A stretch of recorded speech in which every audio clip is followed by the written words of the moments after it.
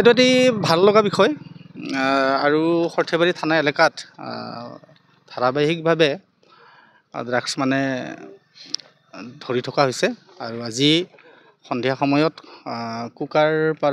কুকাৰপাৰ বজাৰৰ পৰা কিছু পশ্চিম দিশত সৰ্থেবাৰী থানা এলেকাৰ ভিতৰত সৰ্থেবাৰী আৰক্ষী থানা আৰু মাজদিয়া আউটপোষ্টৰ মানে যৌথ অভিযানত আপোনাৰ ড্ৰাগছ ধৰা পৰিছে।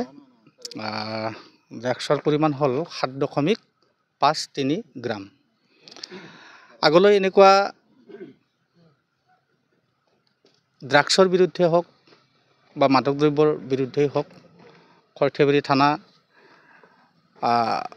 থানাৰ তৰফৰ পৰা অভিযান চলক আৰু আমাৰ এই থানা এলেকাৰ ভিতৰত যিখিনি অপৰাধ আৰু অপৰাধী আছে বা সামাজিক ব্যাধিৰ লগত জড়িত লোক তেওঁলোকক কৰায়ত্ব কৰাৰ কাৰণে মই আৰু বেছি তীব্ৰ অভিযান চলোৱাৰ বাবে আমাৰ সৰ্থেবাৰী থানাৰ ভাৰপ্ৰাপ্ত আৰক্ষী বিষয়া মহোদয়লৈ অনুৰোধ জনাইছোঁ।